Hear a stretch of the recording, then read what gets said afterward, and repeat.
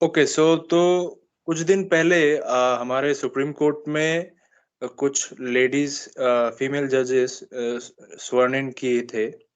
तो उसके बाद हमारा जो मीडिया है, media, social media, IAS, IPS, politicians, influencers, सारे लोग मतलब एकदम बावले होके नाचने लगे कि भाई इक्वालिटी आ गया, पता नहीं कितना बड़ा चेंज हो गया। लेडीज जजेस अब सुप्रीम कोर्ट में थे, आ गए इतने सारे।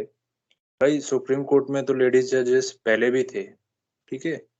और रिसेंटली 2 इंसिडेंट हुए, एक इंसिडेंट आज हुआ और दूसरा इंसिडेंट थोड़े दिन पहले हुआ। वो जो 3-4 लोगों ने मुझे ढंग से ठीक से याद नहीं है, उनमें से जो 4 लोग लेडीज़ फीमेल जजेस ने शपथ ली थी, अ, उनमें से एक जज ने, विद ऑल ड्यू रिस्पेक्ट हम लोग बोल रहे हैं, हम उनके खिलाफ नहीं है, बस उनके उन्होंने जो कहा हम उसके ऊपर डिस्कस कर रहे हैं। तो उन्होंने एक स्टेटमेंट दिया जो मैं स्क्रीन पे लगा दूँगा यहाँ पे। She said and I quote, "In our society, we haven't reached the point where men have needed protection from women. If there comes a time that women have an upper hand, then we will come to amending the laws. I am not saying that there is no misuse, but this cannot be a ground to throw out the law. We can do as much as we can to nip the misuse of at the bud. However, there is no denying that the power structure is in favor of men." ये बात कही है justice हिमा कोहली ने, ठीक है ना? पूरी बात जो आप बोले, उसके आखिर में आपने एक लाइन लगा दिया, तो जो वो शक पैदा करता है कि आपका इंटेंशन क्या था। आपने क्या बोला कि the power structure is in favour of main, ठीक है? इस और एक और बात आज चीफ जस्टिस ने भी बोली। अ, उन उसका भी मैं एक स्क्रीनशॉट लगा दूँगा स्क्रीन के ऊपर। उनके भी बयान से यही सामने आता है कि लोग जो हैं, जो इतने बड़े-बड़े पोस्ट पे बैठे हैं, एक तो बात है कि उनको इक्वालिटी के नाम पे इक्वालिटी ऑफ आउटकम चाहिए। मतलब एंड में क्या रिज़ल्ट आएगा, वो लोग उसको फिक्स करना चाहते हैं कि प्रोसेस जो भी हो, कॉम्पिटिशन जैसे भी हुआ हो, जो जिस भी बैकग्राउंड से आया हो, लेकिन एंड में हमको ये रिज़ल्ट ही चाहिए। तो भाई ये इक्वालिटी कैसे हुआ? ये तो अपीज़मेंट हो गया। वो एक बात। दूसरी बात ये, जस्टिस हिमा कोहली ने जैसे कहा, सिमिलरली उनके लाइन पे ही बहुत सारे कोर्ट्स ने, बहुत सारे जजेस ने, ऑनरेबल जजेस ने प्रीवियसली ऐसे स्टेटमेंट्स दिए हैं। जैसे रिसेंटली मद्रास हाई कोर्ट ने बोला था कि there is no domestic violence law for men to protect them from domestic violence, which is unfortunate. अब आप लोग ये बातें बोल के करना क्या चाहते हो? आपका इंटेंशन क्या है? क्योंकि जब क्रिमिनल ऑफेंस था, आप लोगों ने तो उसको स्क्रैप कर दिया। कोर्ट के पास तो ये अधिकार होता है ना, कि आप लोग कर सकते हो। आप खुद से ही कॉग्निजेंस लेके आप कर सकते हो। लेकिन फिर भी आप लोग ऐसे चिंता जताते हो, चिंता जताने के बाद आप लोग एक हाथ में तो आप एक्नॉलेज करते हो कि उत्पीड़न हो रहा है, दूसरे हाथ पे आप लोग ये बोल देते हो कि मर्दों को कोई प्रोटेक्शन की ज़रूरत नहीं है। तो आप मैसेज क्या देना चाहते हो सोसाइटी को? आप मैसेज क्या देना चाहते हो सोसाइटी को? फिर मेल सुसाइड रेट्स इस तरीके से बढ़ रहे हैं, आए दिन ऐसे झूठे केसेस हो रहे हैं और झूठे केसेस तो खाली एक एस्पेक्ट है मेंस राइट का। इसमें भी अलग-अलग बहुत कुछ होते हैं, वैसे बहुत सारे घटनाएँ हैं जो एक वीडियो में कवर करना मुश्किल है। कि मर्द जो है वो ज़्यादतियाँ सहते रहता है, लेकिन समाज के डर से, कानून के डर से वो अपना मुँह नहीं खोलता। फिर जब ये ऐसी कमेंट्स आती है कोर्ट्स के तरफ से, और एक बात सबको माननी होगी, देखिए, भले लोगों का नेताओं पे भरोसा ना हो, पुलिस पे भरोसा ना हो, लॉयर्स पे भरोसा ना हो, लेकिन एक आम आदमी जो है, उसको आज भी कोर्ट के ऊपर कम या ज़्यादा उस पे भरोसा है कोर्ट पे। उसे एक आम आदमी जिसका कुछ नहीं है, जिसके पास कुछ नहीं है, कोई अधिकार नहीं है, कोई पावर नहीं है, उसको अभी भी ये भरोसा है कि मैं अगर किसी तरह कोर्ट पहुँच जाऊँ, कोर्ट पे अपना किसी तरह केस डाल दूँ, तो शायद मुझे इंसाफ मिल जाए। लेकिन उसी हैंड में जब आप ऐसे कमेंट सुनोगे, तो वो एक आम आदमी को बहुत ठेस पहुँचाती है, एक आम आदमी के मन को दुःख पहुँचाती है ये चीज़ें, कि भाई देखो कि कोर्ट भी ये बोल रहा है कि नहीं तुम्हारे साथ तो ज़्यादती हुई है, लेकिन हम कुछ करेंगे नहीं इस पे। तो इसी पे डिस्कस करते हैं थोड़ा। बोधी भाई से शुरू करते हैं, फिर मनीष भाई अपना ओपनिंग रिमार्क देंगे। बोधी भाई? हाँ, थैंक यू भाई। तो सबसे पहले तो मैं एक बात बताना चाहूँगा इसमें कि ये वाला जो स्टेटमेंट आया है, ये स्टेटमेंट किसी इंडिविजुअल से पहली बार नहीं आया है। ये स्टेटमेंट हम लोग काफ़ी बार सुने हैं पिछले कई सालों में। जब जेंडर न्यूट्रल लॉ के लिए आवाज़ उठा है, तो कोई ना कोई आके अपने हिसाब से इस टाइप का मैसेज कन्वे किया है लोगों के लिए, और मतलब जो बनता था वो मोर और लेस सेम ही बनता था। तो ये जो स्टेटमेंट है, तो इसको हम लोग देखते हो क्या बोले हैं इसमें, और इसको थोड़ा-सा हम लोग डीपली एनालाइज़ भी करेंगे, और इसका मतलब क्या निकलता है, ये भी हम लोग डिस्कस करेंगे, और इसका जो कॉन्सिक्वेंसेस क्या हो सकता है, उस पे भी हम लोग डिस्कस करेंगे। ठीक है? तो सबसे पहले तो बात इन्होंने बोला है कि हमारा सोसाइटी वैसा नहीं बना है अभी तक, जहाँ पे पुरुषों को महिलाओं से प्रोटेक्शन चाहिए। ये पहला पॉइंट है। दूसरा पॉइंट ये बोला है उन्होंने कि जिस दिन वुमेन सुपीरियर बन जाएंगे, मतलब अपर हैंड वुमेन का होगा सोसाइटी में, उस दिन वो लॉ बदलेंगे। तीसरा ये बोल रहे हैं कि मिसयूज जो है लॉ का वो औरत कर रही है, ये इनको पता है, लेकिन ये कोई ग्राउंड नहीं हो सकता कि हम लोग लॉ को स्क्रैप कर दें। तो सबसे पहला बात तो ये है, कोई नहीं चाहता है कि कोई भी लॉ को स्क्रैप किया जाए। लोग चाहते हैं कि मर्दों के लिए जो है लॉ मिले, ताकि उनके ऊपर जो क्राइम होता है उसके लिए उनको न्याय मिल सके। तो ये वाला जो है, ये वाला आउट ऑफ द टॉपिक हो गया, तो इसमें हम लोग बात ही नहीं करेंगे। और लास्ट वाला जो चीज़ इन्होंने लिखा है कि हम लोग डिनाई नहीं कर सकते हैं कि पावर स्ट्रक्चर जो है is in favour of man. तो अभी बात करते हैं कि रियलिटी क्या है। तो रियलिटी कुछ ऐसा है हिंदुस्तान में औरतों के लिए प्रिज़न है।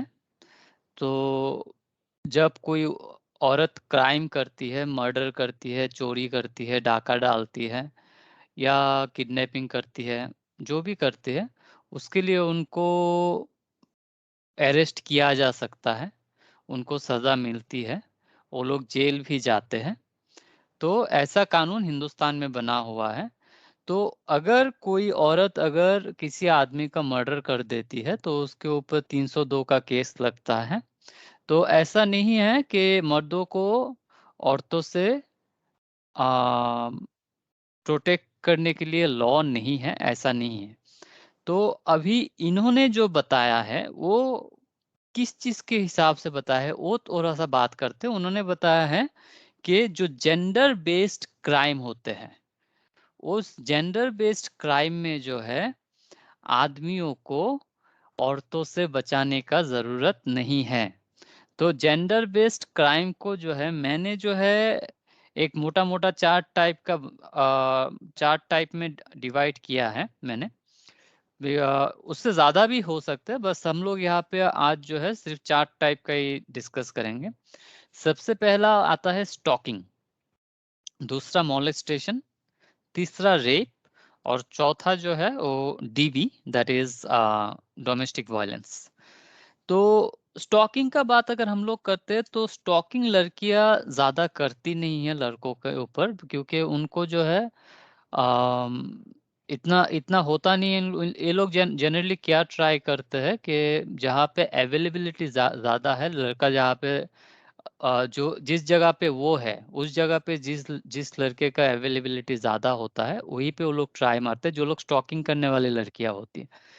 तो वो लोग ऐसा नहीं है कि वो लोग 40-50 किलोमीटर दूर चले जाएँगे लड़के के पीछा करते-करते, ऐसा होता नहीं है। तो इस चीज़ को हम लोग थोड़ा-सा अलग रखते हैं। दूसरा पकड़ लेते हैं मोलेस्टेशन वाला केस को। तो इस स्टेटमेंट के हिसाब से अगर कोई लड़का जो है या आदमी जो है अगर बस में या मेट्रो में या ऑफ़िस में या कोई भी जगह पे हो, अगर कोई लड़की अपने प्राइवेट पार्ट्स को इंटेंशनली उसके बॉडी में टच कर देती है या फिर उसके कोई प्राइवेट पार्ट्स में हाथ दे देती है, तो उसके लिए आदमी कोई कंप्लेन नहीं कर सकता है। इसमें हमारा लॉ जो है उसको कोई न्याय नहीं देगा, कोई प्रोटेक्शन नहीं देगा। जैसे बड़े-बड़े सेलिब्रिटी होते हैं, अ, वो लोग शो वगैरह भी करते हैं, उसमें अगर कोई लड़की उनको छेड़ देता है, उनके प्राइवेट पार्ट्स में हाथ देता है या फिर उनको किस करने का कोशिश करती है, तो उनको सज़ा नहीं मिलेगा। ऐसा नहीं है कि ऐसा नहीं हुआ है इंसिडेंट, हम लोग है ऐसे ही बोल रहे हैं, ऐसा नहीं है। एक क्रिकेटर का बहुत जाना-माना ऐसा इंसिडेंट हुआ था, जहाँ पे एक लड़की जाके ओपनली स्टेज में उनको किस करने का कोशिश की थी, उन्होंने हटा दिया था। और लड़की बहुत प्राउडली बोल भी रही थी कि हाँ, मैंने उनको उनको किस करने का कोशिश किया था मैंने, पर कर नहीं पाई। लेकिन मैं उनको छू पाई इसीलिए मैं बहुत खुश हूँ। तो अगर ऐसा चीज़ें होती है तो लड़कियाँ प्राउडली बोलेगी कि हाँ, मुझे तो छेड़ने का मन था और भी छेड़ने का मन था, लेकिन मैं छेड़ नहीं पाई या फिर अगर सक्सेसफुल हुआ तो आप बोले कि हाँ, मैं तो छेड़ दिया। क्योंकि यहाँ पे कोई कानून है नहीं। तो ये हो गया मोलेस्टेशन वाला केस। तो दूसरा जो बनता है वो बनता है रेप का। तो मैं एक कॉमन एग्जांपल लेता हूँ, जैसे मान लो कि एक लड़का है जो रिसेंटली अपना 12 पास कर लिया, कॉलेज में आ गया है और वो चाहता है कि वो कुछ बड़ा आदमी बने, उसका करियर के ऊपर फोकस करे। वो चाहता है कि वो आईएएस बने या साइंटिस्ट बने या कुछ और बड़ा काम करे वो। तो इस टाइम में अगर उस लड़के का बगल में कोई औरत रहती है, कोई बगल वाली कोई आंटी हो गई, मान लेते हैं। अगर उस आंटी को वो लड़का पसंद आ गया और वो चाहती है कि उसके साथ उसको फिजिकल रिलेशन बनाना है, तो वो लड़का उस औरत को मना नहीं कर सकता है। और जो उसकी मम्मी होगी लड़के का, वो भी चाहे तो वो भी उसको नहीं बचा सकती है क्योंकि वो 18 साल का हो गया है। और अगर किसी दिन वो औरत जो है इस लड़के को अपने घर में बुला लेती है कि बेटा मुझे कुछ मदद चाहिए, मेरे घर में आके मदद कर दो। वो जाता है अच्छा आदमी बन के कि मदद करूँगा आंटी को। वहाँ पे आंटी घर में ले जाके बोलती है कि अब मेरे साथ तुम सेक्स करो, अगर नहीं करते हो तो मैं चिल्ला दूँगी। चिल्ला के बोलूँगी कि तुम ज़ोर ज़बरदस्ती कर रहे हो। तो वैसे उसको फिज़िकल रिलेशन में जाना ही पड़ेगा। और ऐसा एक औरत नहीं, जितना औरत चाहेगी उतना औरत करेगी, जितना लड़की चाहेगी उतना लड़की करेगी। और ये चीज़ हिंदुस्तान में उस टाइम में बोला जा रहा है, जब हिंदुस्तान की लड़कियाँ वर्ल्ड में पोर्न देखने में नंबर 1 है। और हम लोगों को बोला जा रहा है कि आप लोग लड़कियां जो है, लड़कियों से लड़कों को प्रोटेक्ट करने के लिए हम लोगों को कोई लॉ नहीं दिया जा सकता, क्योंकि पावर स्ट्रक्चर जो है वो मर्द के साथ है। और जिस दिन वो अपर हैंड हम लोगों के पास आएगा उस दिन आपके लिए बनेंगे लॉ। मतलब ये बोल रहे कि यूके आदमी अभी अपर हैंड में है, इसलिए औरत अगर आदमी को छेड़ती है, रेप करती है, तो उनको जो है कोई लॉ आदमियों को बचाना नहीं चाहिए। तो इसका मतलब ये नहीं बनता है कि जब औरत अपर हैंड में चले जाएँगी और आदमी अगर उनके ऊपर अत्याचार करता है, तो क्या होना चाहिए? तो ये मैं बताना ही नहीं चाह रहा हूँ, लेकिन इसका मतलब क्या निकलता है ये सबको समझ में आ रहा है। तो ठीक है, तो अभी अभी जो है इतना तक ही रखता हूँ, मुझे आगे और कुछ पॉइंट रखना है। हाँ, और अच्छा, और एक पॉइंट छूट गया, डोमेस्टिक वायलेंस का।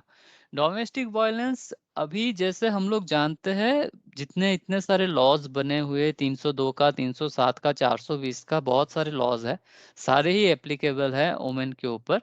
तो हिंदुस्तान का कानून मानता है कि वुमेन जो है वो वायलेंट हो सकती है, वो मर्डर कर सकती है, सब हर तरीके का क्राइम कर सकती है।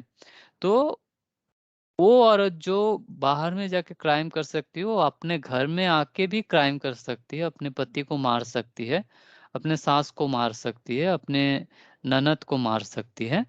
लेकिन हमारा कानून बोल रहा है इस स्टेटमेंट के हिसाब से कि आपको जो है कोई प्रोटेक्शन नहीं दिया जाएगा। अगर आपकी बीवी अत्याचार कर रही है तो आप सहो। आपको हम लोग प्रोटेक्शन उसी टाइम में देंगे जब आप मर जाओगे। अगर आप मर जाओगे तो हम लोग उसमें 302 का केस लगाएँगे। उससे पहले जो है हम लोग डोमेस्टिक वायलेंस का केस आपके ऊपर नहीं लगा सकते हैं, आपको सहना पड़ेगा। और अगर आप नहीं सह पाए, अगर आप कुछ और उल्टा करते हो, बीवी के खिलाफ जाते हो, उसके ऊपर हाथ उठा देते हो, तो हम लोग आएँगे, आपको अरेस्ट करेंगे, हम लोग फिर आपको जेल में डाल देंगे। तो आपको तब तक सहना है, जब तक आप मर नहीं जाते। आप उससे पहले अगर उसके ऊपर आप जवाब देने का कोशिश करते हो, तो फिर हम लोग आ जाएँगे। तो आपको सहना है, तब तक सहना है जब तक आपका जान नहीं निकल जाता। तो ये बेसिक इसका जो है स्टेटमेंट का एक सिंपल सा एनालाइज़ेशन है। तो इसका हम लोग जो है आउटकम के ऊपर भी बात करेंगे, इसका कंसीक्वेंसेस के ऊपर भी बात करेंगे। तो अभी मनीष भाई से थोड़ा-सा बात कर लेते हैं कि उनका अपना क्या क्या मतलब इसके ऊपर क्या रिमार्क रखना चाहते हैं, तो आगे जाके हम लोग उसको फिर डिस्कस करेंगे। हाँ जी। तो मैं आप सबको पहले गुड इवनिंग कहना चाहूँगा। जो ये स्टेटस हम देख रहे हैं, जो ये स्टेटमेंट हम देख रहे हैं हिमा कोहली जी का, तो ये स्टेटमेंट हम सबने पढ़ा, हम सबने इसके बारे में जाना, मगर मैं ये समझता हूँ कि ये पूरी तरह से जो है एक बेबुनियाद स्टेटमेंट है और इस तरह का स्टेटमेंट उन्हें नहीं देना चाहिए था, खास करके तब जब उन्हें जस्टिस बनाया गया सुप्रीम कोर्ट का। और जब आप इस पद पे पहुंच जाते हैं कि जब आपके पास बहुत सारी रिस्पॉन्सिबिलिटी होती है और आप एक ऐसे पद पर हैं जहां पर आपको सबको न्याय देना होता है, इर्रिस्पेक्टिव कि वो कौन से रिलीजन से है, कौन से कास्ट का है, कौन से जाति का है, कौन से रंग का है और कौन से जेंडर का है। इन सबको बाजू रखते हुए, सारे सर्कमस्टेंसेस को देखते हुए आपको एक जस्टिस स्टेटमेंट प्रोवाइड करना पड़ता है। और जब आप ऐसी जगह पर बैठते हो, तो आपके पास बहुत पावर होता है और हमें सबको पता है कि आपके पास जितनी शक्ति है, उतनी ही आपके पास रिस्पॉन्सिबिलिटी बढ़ जाती है। With great power comes great responsibility. आप एक तरफ इक्वालिटी की बात करते हैं, आप एक तरफ जस्टिस की बात करते हैं, लेकिन जब हम आपराधिक मामलों पे आते हैं और जब हम वहाँ देखते हैं कि एक अपराध जो पुरुष कर रहा है और एक वही अपराध जो एक महिला कर रही है, तो दोनों को जो पनिशमेंट दिया जा रहा है, उसमें भेदभाव क्यों है? अगर आज रास्ते पे आप जा रहे हैं, आपसे किसी लड़की ने बदतमीज़ी करी हो या ना करी हो, आपने उसको थप्पड़ मारा हो या ना मारा हो, अगर लड़की बस इतना कह दे कि इस लड़के ने मुझे छेड़ा है या इस लड़के ने मुझे मारा है, आप उसके कॉन्सिक्वेंसेस जानते हैं। लेकिन वहीं कोई लड़का 2 मिनट में 22 थप्पड़ खा जाता है और ये सारी दुनिया देख रही है, ट्विटर पे देख रही है, यूट्यूब पे देख रही है और पुलिस वहाँ जो खड़ी है वो भी देख रही है। और उसके बावजूद उस लड़के को जो है थाने लेकर जाया जाता है, लड़के की सुनवाई नहीं होती, लड़के को जेल में डाल दिया जाता है। जब ट्विटर पे शोर-शराबा होता है तो उस लड़के को रिलीज़ करके और तब जाके लड़की के ऊपर कार्रवाई की जाती है। खैर, लड़की को तब भी अरेस्ट नहीं किया गया। अब इतना सब कुछ होने के बाद, इतनी सारी चीज़ें हो जाने के बाद, हम हितेशा चंद्रानी जो ज़ोमैटो गई का जो केस हुआ था, उसमें जो हितेशा चंद्रानी जो थी, उन्होंने भी कुछ इसी तरह का काम किया।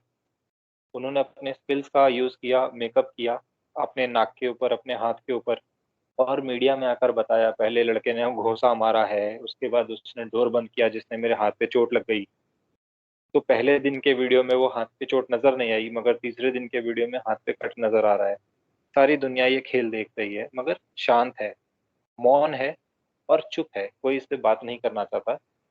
और इतने सारे बड़े-बड़े इंसिडेंट्स होने के बाद अगर कोई जस्टिस आकर इस तरह का बयान देता है, तो एक आम आदमी, जैसा कि रोनी भाई बोल रहे थे, कि कोई भी इंसान आज की डेट में भी अगर किसी परेशानी में पड़ता है, तो वो ये सोचता है कि मैं अगर किसी तरह से भी कोर्ट चला गया, तो मैं न्याय प्राप्त कर लूँगा।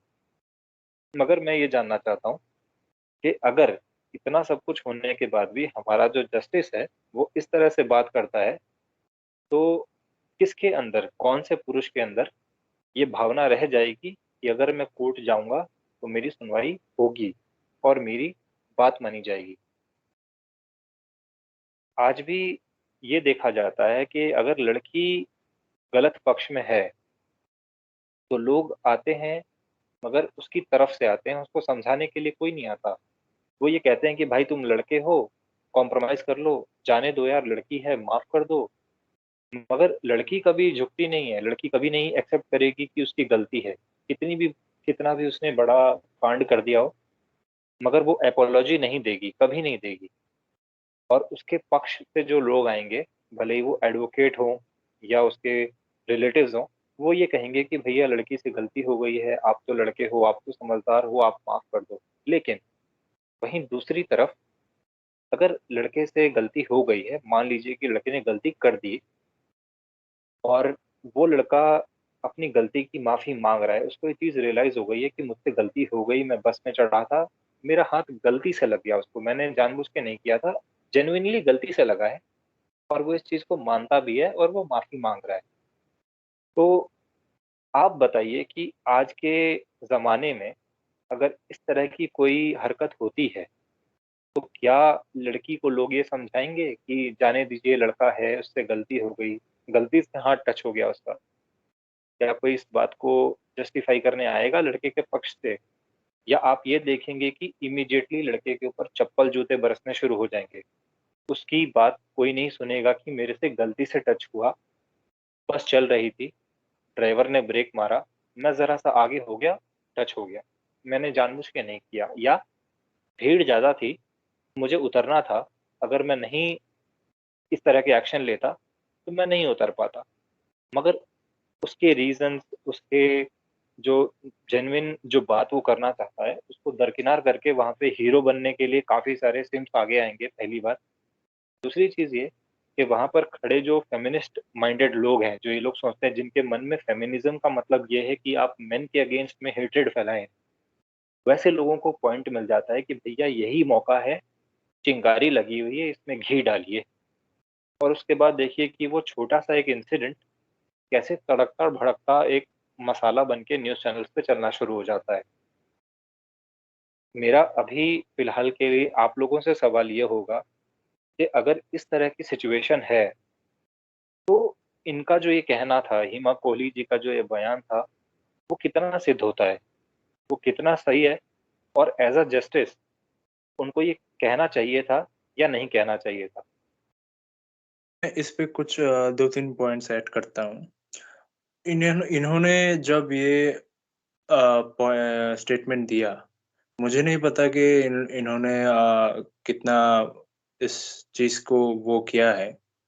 और रियलिटी क्या है, ये तो आप सभी को पता है कि अपने देश में कोर्ट प्रोसीडिंग्स कितना लंबा चलती है। एक मामूली सा डिवोर्स केस, जिसमें कोई झूठे केसेस भी नहीं है, जस्ट 1-2 केसेस होंगे, उसको भी 20 साल, 25 साल खींच देते हैं हमारे देश में।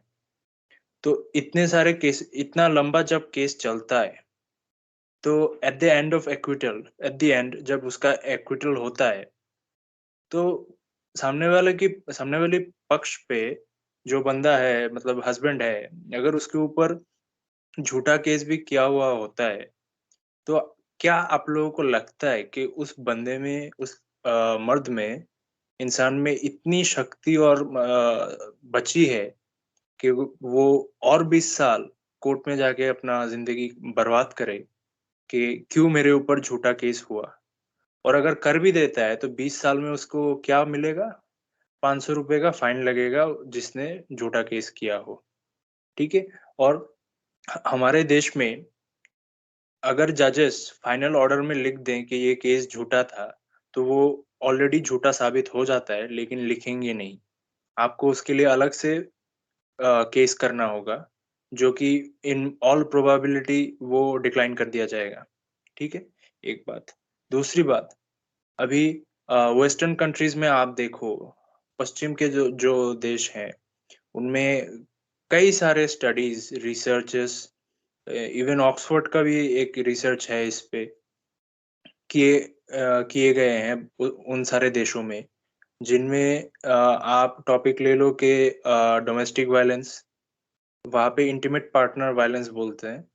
हम डोमेस्टिक वायलेंस बोल रहे हैं। Domestic violence, rape, acid attacks, इन सारे जो जेंडर बेस्ड क्राइम हैं, जो एक हम एक्चुअली ये क्राइम्स जेंडर बेस्ड नहीं है, एक स्टीरियोटिपिकल उसको बना दिया है हमारे बायस्ड माइंडसेट ने कि अगर हम रेप बोलते हैं, डोमेस्टिक वायलेंस बोलते हैं, एसिड अटैक बोलते हैं, तो खाली हम हमेशा मान के चलते हैं कि विक्टिम एक जेंडर से होगा और जो ऑपरेसर है, जो क्रिमिनल है, वो एक जेंडर से होगा। तो उन देशों में जो ये सारे स्टडीज़ हुए हैं, इनमें मोर और लेस ये पाया गया है कि जो रेप विक्टिम्स हो, मोलेस्टेशन के विक्टिम्स हो, फिर डोमेस्टिक वायलेंस के विक्टिम्स हो, उसपे आपका जो 50-50% है विक्टिम का, अगर आप जेंडर वाइज़ आप उसको सेग्रीगेट करोगे तो। मतलब मर्दों के ऊपर भी हो रहा है, औरतों के ऊपर भी हो रहा है। लेकिन हम तो इंडियन हैं भाई, हम तो परम ज्ञानी लोग हैं। हम ऐसे स्टडीज़ में अपना वक़्त और पैसा ज़ाया नहीं करते। जो दिमाग में आए, जो अपने एजेंडे को सूट करे, जिस पे टीआरपी बढ़े और वेबसाइट्स पे क्लिक आए, हम वही अपना छाप देंगे, बस इतना ही।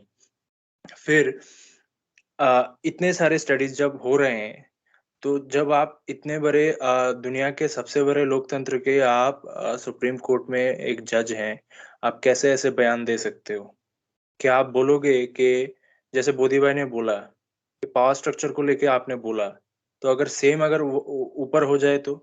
जब महिलाएँ ऊपर चली जाए और आप समाज का नज़रिया पुरुषों के प्रति ऐसा ही रहे और वो रेबेल बन जाए और कानून को अपने हाथों में उठाने लगे, तो आप ऐसा बोलोगे? नहीं बोल पाओगे आप।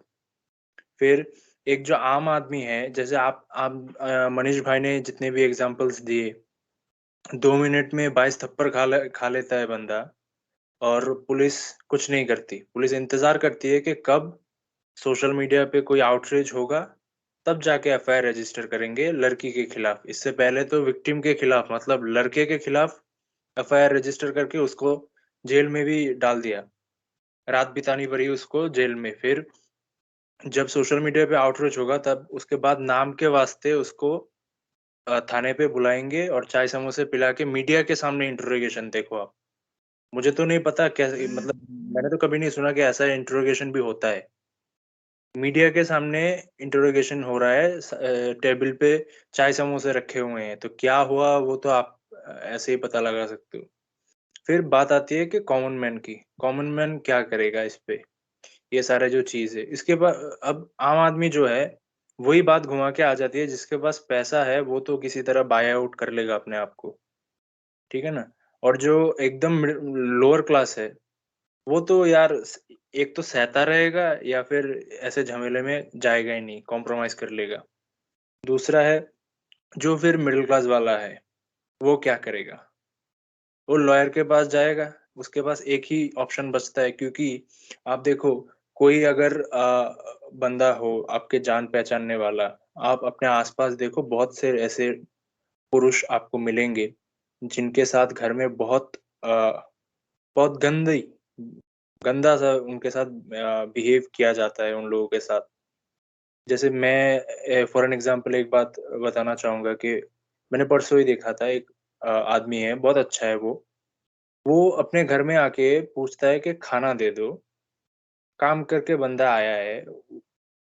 दूसरे साइड से रिप्ले क्या आता है आप पता है आपको? कि तेरे बाप के नौकर नहीं है, बना दिया उतना ही काफ़ी है, लेके खा ले।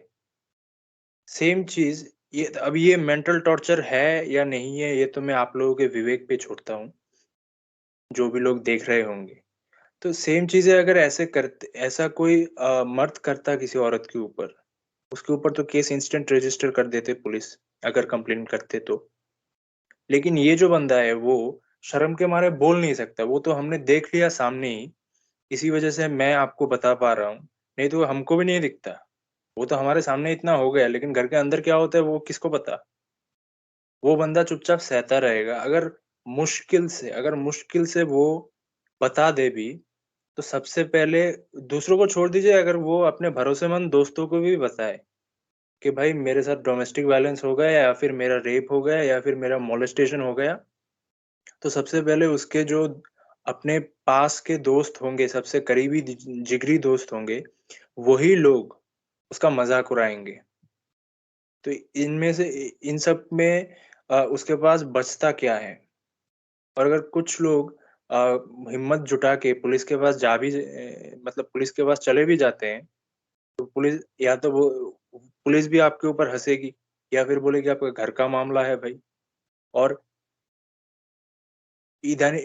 और रिसेंटली जो मुझे नहीं पता कि आप लोगों ने देखा होगा कि नहीं, कि एक आर्टिकल आया था कि जो हमारे एग्जिस्टिंग डोमेस्टिक वायलेंस के हेल्पलाइन नंबर्स हैं, जो कि सिर्फ़ महिलाओं को फैसिलिटेट करते हैं, उनमें पुरुषों की कॉल करने की तादाद 40% या कितने परसेंट से ज़्यादा हो गई। आप सोचो कि पुरुष जो विक्टिम्स है डोमेस्टिक वायलेंस के, उसको कोई चारा ही नहीं छोड़ा, उसको इस तरह मतलब अकेला छोड़ दिया गया है कि तेरे ऊपर अगर कुछ हो रहा है, तो नॉट जस्ट डोमेस्टिक वायलेंस, आप किसी भी क्राइम को ले लो। मेल रेप्स एक्नॉलेज नहीं करते इंडिया के लॉज़, डोमेस्टिक वायलेंस भी एक्नॉलेज नहीं करते और यह तो घर का मामला बता देते हैं। तो बंदा जाए तो जाए कहाँ? जी, मनीष भाई आप कुछ बोलना चाह रहे हैं? जी, मैं एक यही बात कहना चाह रहा था उस वक़्त के जैसे आप बता रहे थे, तो जब आपने डिस्कस किया कि अपने दोस्तों से बताएगा, तो उसी वक़्त मुझे एक रिसेंट की एक जो है ना घटना याद आ गई और उसको मैं थोड़ा-सा बोलना चाहूँगा 1 लाइन, 2 लाइन में मैं ख़त्म करूँगा जल्दी से, कि हमारे मेंस राइट में एक मेंबर थे हमारे, प्रकाश नाम था और वैसे तो वो ट्विटर पे माइटी द डेल्यूजन स्लेयर नाम से उन्होंने अकाउंट बनाया था। तो उनका जो इंस्टाग्राम अकाउंट था, आप यकीन नहीं मानेंगे उनको डीएम्स आ रहे थे जिसमें काफ़ी अश्लील तरीके की फ़ोटोज़ और अश्लील तरीके के मैसेजेस उनको किए जा रहे थे। अब उन्होंने घर पे बताना नहीं ज़रूरी समझा क्योंकि माँ-बाप से क्या डिस्कस करें ये चीज़ें। मगर वो इस चीज़ को लेके परेशान हो गए क्योंकि इस तरह के अश्लील मैसेज अगर किसी को आते हैं, किसी भी लड़की के द्वारा या किसी भी फेक अकाउंट के द्वारा भी, तो भी एक अनकंफर्टेबल माहौल क्रिएट हो जाता है उसके लिए। तो उन्होंने उसका विरोध किया, उन्होंने स्क्रीनशॉट्स भी बाकायदा मेरे साथ शेयर किए थे और उन्होंने जो उसका रिस्पॉन्स दिया वो भी उन्होंने मुझे बताया। मैं इस चीज़ को समझ गया, मैंने उनको सपोर्ट किया, लेकिन जब उन्होंने यही चीज़ अपने दोस्तों में बताई, तो बिल्कुल वैसा ही हुआ जैसे रोनी भाई अभी बता रहे थे कि उनके दोस्तों ने उसका मज़ाक उड़ाया, उसको ये बोला, "अबे तेरे को कौन लड़की छेड़ेगी? अबे तेरे को कौन छेड़ेगा? ये ऐसी हरकतें तेरे साथ कौन करेगा?" इस तरह की बातें करके और कह रहे थे उसको उनके साथ ये भी कहा गया, "अबे तू लड़की है क्या जो तेरे को लोग छेड़ेंगे?" तो इस तरह की बातें कहे। ये सारी चीज़ें सुनकर अपने बहुत करीबी दोस्तों से उनका जो है मनोबल गिरा और बंदा हताश हो गया, जिसको हम कहते हैं डिप्रेशन में चले जाना। और नेक्स्ट डे उन्होंने ये इंसिडेंट मुझसे शेयर किया, जिसके बाद उनकी तबीयत और ख़राब हुई और दूसरे दिन शाम को हमारे पास ये खबर आई कि वो अब हमारे बीच नहीं रहे। वो इस जो ट्रॉमा था, जो मेंटल ट्रॉमा था, उसको वो नहीं झेल सके, जिसकी वजह से उनको कार्डियक अरेस्ट हुआ और उसी में उनकी मतलब उन्होंने उसी दिन अपनी आखिरी सांसें ली। हमारे मेंस राइट के लिए, हमारे एनजीओ के लिए ये बहुत बड़ा एक झटका था और हमने इसके बारे में एक वीडियो भी बनाया था। मैं अपने डिस्क्रिप्शन में भी जो है ये इसका लिंक देना चाहूँगा, तो लोग उस वीडियो को देख सकते हैं उस लिंक से। तो इस तरह की चीज़ें होती हैं। तो रोनी भाई, ये इंसिडेंट मैं बस यहाँ पे ऐड करना चाहता था आपके पॉइंट को थोड़ा मजबूत करने के लिए। ख़ैर आप कंटिन्यू कर सकते हैं। Thank you. तो बोधी भाई ने आपने जो वो 2 औरतों की बात की, जो पहले तो मर्दों को मार रही थी, उसके बाद मर्दों ने उल्टा इनको मार दिया। इससे एक चीज़ इस इंसिडेंट से आपको नोटिस करनी चाहिए कि ऐसा क्यों हुआ? और लखनऊ वाला जो केस था, जब वो केस सोशल मीडिया पे वायरल हो रहा था, फिर भी तब भी बहुत सारे लोग थे जो न्यूट्रल लोगों की बात कर रहा हूँ, न्यूट्रल लोग जितने भी थे, वो लोग आपके वो लखनऊ वाले जो लड़की थी, प्रियदर्शिनी, उसके साइड पे थे। मतलब उसको सपोर्ट कर रहे थे, कैब ड्राइवर को सपोर्ट नहीं कर रहे थे। लेकिन जब ये इंसिडेंट सामने आया, तो सारे लोग एक तरफा उन 2 औरतों के खिलाफ चले गए और उन 2 मर्दों को सपोर्ट करने लगे, ठीक है? उसके बाद जब काफ़ी सारे मीडिया आर्टिकल्स सामने आए कि एक्चुअली में गलती औरतों की नहीं थी, गलती थी उस औरत के पति और उसके जो दोस्त थे जिनकी पिटाई हुई थी पहले, उन पे। तो इसको आप गौर से देखो, जिन मीडिया हाउसेस ने इस खबर को सामने लाया, सेम मीडिया हाउसेस ने पहले लखनऊ वाला केस भी सामने लाया था और कैब ड्राइवर को गलत ठहराया था, उसको दोषी ठहराया था। तो इन सब का आपको क्या सिला मिला?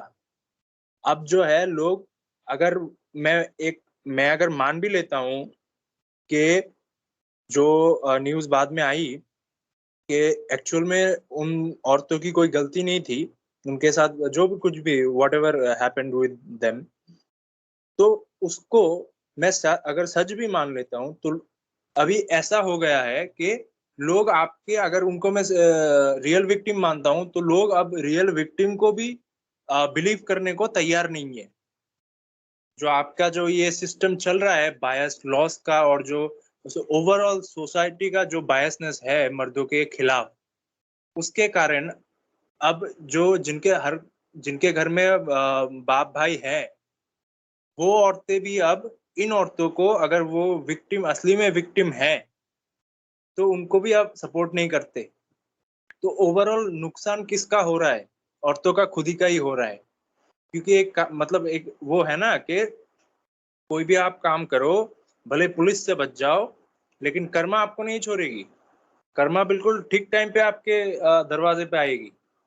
तो मुझे तो ये दिख रहा है कि अभी रिवर्स हो रहा है, कि अब लोग अगर जेन्युइन विक्टिम भी आएँगे, जेन्युइन विक्टिम को भी लोग भरोसा नहीं करेंगे। और दूसरा होता है कि क्राइम्स ऑन मेन, अगर मर्दों के ऊपर महिला कोई क्राइम करती है, तो उसको तो हमारा जो क्राइम रिकॉर्ड्स ब्यूरो है, एनसीआरबी, वो उसको अलग से कैटेगराइज़ ही नहीं करता, उसको एक्नॉलेज ही नहीं करता, उसको जनरल क्राइम्स के कैटेगरी में डाल देंगे। उसके बाद फेमिनिस्ट आके हमसे पूछेंगे, जिनको पता है कि ये क्राइम्स के डेटा ऐसे कैटेगरी में नहीं डाले जाते, वो आके हमको बोलेंगे कि डेटा दिखाओ। डेटा कहाँ से दिखाए भाई? जब है ही नहीं। इनको जनरल क्राइम में डाल देंगे, उसके बाद बोलेंगे नहीं, मर्दों पे तो कोई क्राइम हो ही नहीं रहा। तो इसका मतलब ऐसा हुआ कि जितने भी रेप या किसी भी लॉस के अंडर जब कोई फाइल करे, मान लो कि जितने भी लोगों ने रेप केसेस फाइल किया है, उन्हीं को मरवा दो या फिर उन्हीं को हटा दो, उसके बाद बोलो कि हमारे देश में तो रेप होता ही नहीं। ये तो ऐसा हो रहा है, ठीक है ना? तो आप इस चीज़ को आप कैसे देखें, इस चीज़ को आप कैसे टैकल करें, इसके जवाब के साथ हम इसको कंक्लूड करते हैं आज के डिस्कशन को। मेरा जवाब भाई सीधा और सिंपल है कि ये जो आइडियोलॉजी है ना, आप मानो या ना मानो, कुछ लोग बोलते हैं कि हमको नहीं पता फेमिनिज़्म क्या है, या फिर किसी भी इंसिडेंट के साथ फेमिनिज़्म का क्या लेना-देना।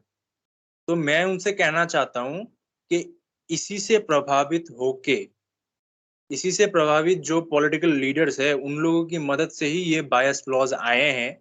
और जब ये लॉज आ रहे थे तो लॉ कमीशन हमारे जो एडवाइजरी कमेटी बनाई जाती है किसी भी लॉ को लाने से पहले, उनमें बहुत सारे जो हमारे फेमिनिस्ट लॉयर्स है उनको अपॉइंट किया गया था। तो जब अगर हमारे लॉ मेकर्स फेमिनिज्म से इन्फ्लुएंस नहीं होते तो इन लोगों को पहले तो अपॉइंट ही नहीं करते। इन्हीं लोगों ने इन लॉस को लाया है, ठीक है।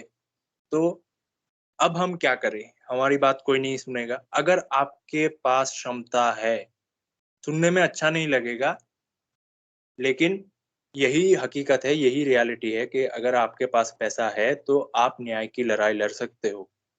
अगर आपके पास पैसा नहीं है, आप छोड़ दो, आप भूल जाओ, आपको न्याय मिलने की कोई गारंटी नहीं है unless that happens by chance.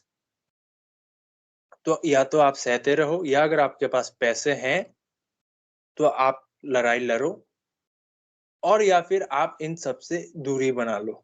मुझे इसमें और कोई रास्ता दिखाई नहीं देता, मैं गलत भी हो सकता हूँ।